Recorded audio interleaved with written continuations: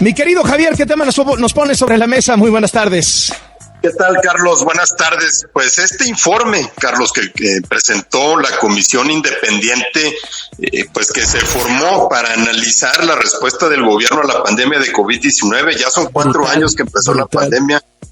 Brutal, por más que el recuerdo ya nos parezca lejano, ¿no? Y también, obviamente, lo primero que habría que reconocer es la obviedad de por qué se hizo una comisión independiente, ¿no? Porque el gobierno federal no tiene absolutamente ninguna intención de entrarle a ver cómo fue su respuesta a la pandemia.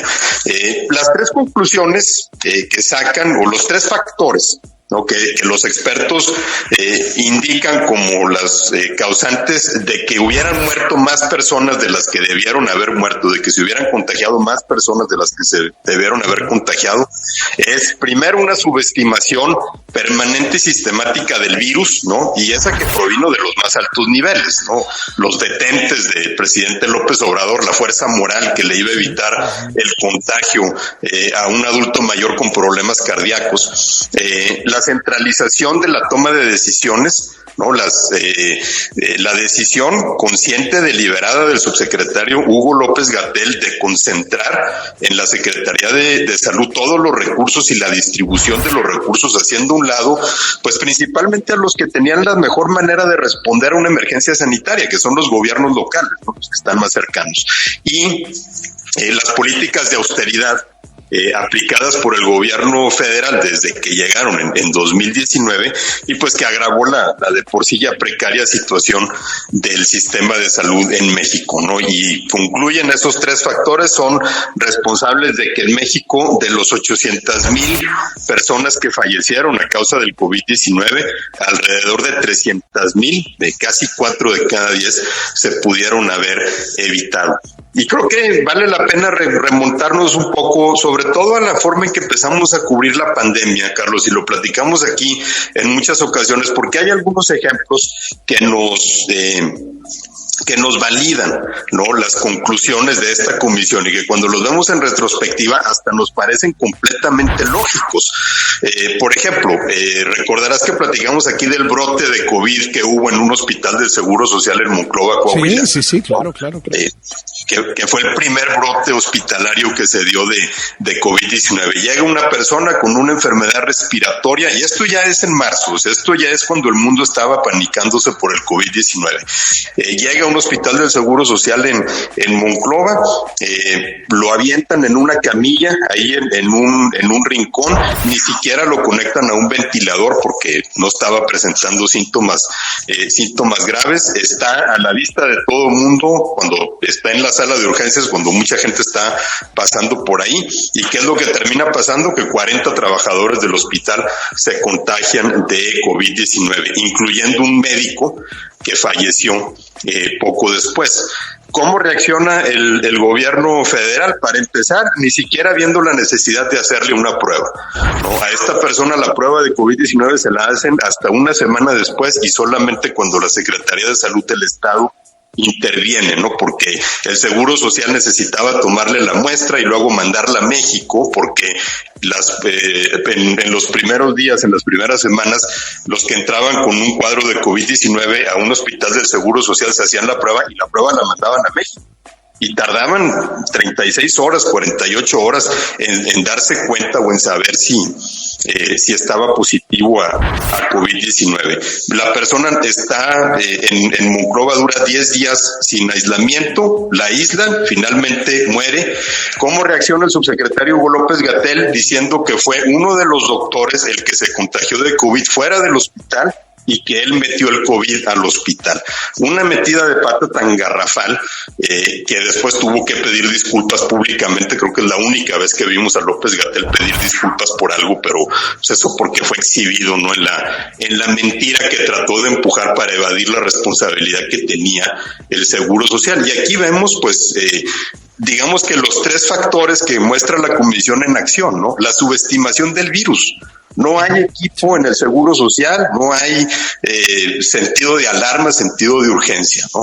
La centralización en la toma de decisiones, no le quieren tomar una prueba porque la prueba la tendrían que mandar a la Ciudad de México. Y la precariedad del sistema de salud. Los trabajadores del hospital de Monclova, por ejemplo, ni siquiera contaban con equipos de protección personal, ¿no? Y eso quizá pudo haber evitado los contagios. Entonces, a un contagio de COVID-19 que ocurrió, quién sabe dónde se contagió esta persona, ¿no? Fue agravado con contagios dentro del hospital y eso le causó la muerte a uno de los médicos que no tenía por qué haber muerto de COVID-19, porque no tenía por qué haberse contagiado y se contagió porque no tenía acceso a equipos de protección. Historias como esas, ¿no?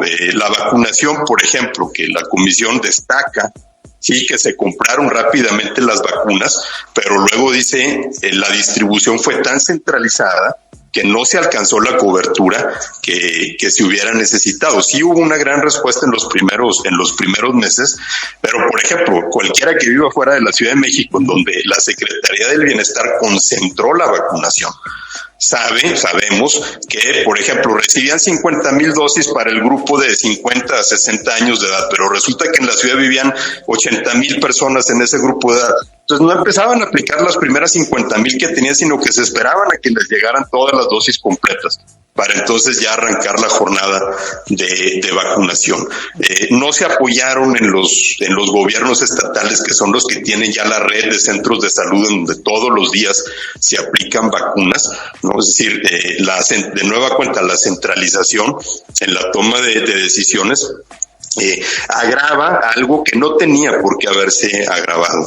Entonces creo que este informe es muy recomendable leerlo, ¿no? Y tratar de remontarnos un poco en el tiempo y ver en retrospectiva, sí, ¿no? A ver, déjame te pregunto un par de cosas. En la evaluación que hace de cómo gestionó la pandemia el gobierno de Claudia Sheinbaum en la Ciudad de México es brutal, porque habla de cómo manipularon las cifras, o sea, cómo recortaron así abiertamente las cifras para disminuir artificialmente el semáforo por motivos políticos, cómo dieron ivermectina, que eso es un escándalo. Me sorprende que no haya un costo político aquí en México, como sí lo ha habido en otros países. A ver, Trump pierde la reelección en buena medida por su pésimo manejo de la pandemia. Y aquí tienes a Claudia Sheinbaum, pienso yo, no sé cómo lo ves. No, yo estoy de acuerdo en que ella no le ha hecho absolutamente ningún efecto y creo que eso tiene que ver con la forma en que funciona la opinión pública. Lo sabemos bien, la opinión pública es como un colado de cemento, ¿no? Una vez que cuelas el cemento y se endurece, ya es muy, muy difícil que se mueva. Y por lo menos en el primer año de la pandemia, la gestión de Claudia Sheinbaum se caracterizó por ser por lo menos más eficiente, o al menos esa es la narrativa que ellos proyectaban, ¿no? También hay que decir una cosa, Claudia Sheinbaum fue el único jefe de gobierno estatal, gobernador o gobernadora, al que el gobierno federal le dio las facultades de tomar más decisiones al margen del gobierno federal. Por eso las disputas con López-Gatell sobre el semáforo y luego sobre el uso de cubrebocas. Pero me parece que como en los primeros años proyectaron una imagen de mayor competencia, ¿no? Que eran más competentes que otros y que había una administración de la pandemia más eficiente. Cuando empezaron a salir los detalles, que no había sido el caso, ¿no? Sobre todo hacia finales de 2020, cuando empezó a salir la gran cantidad de personas que se habían muerto en la capital, ya estaba consolidada esa imagen que tenía Claudia Sheinbaum.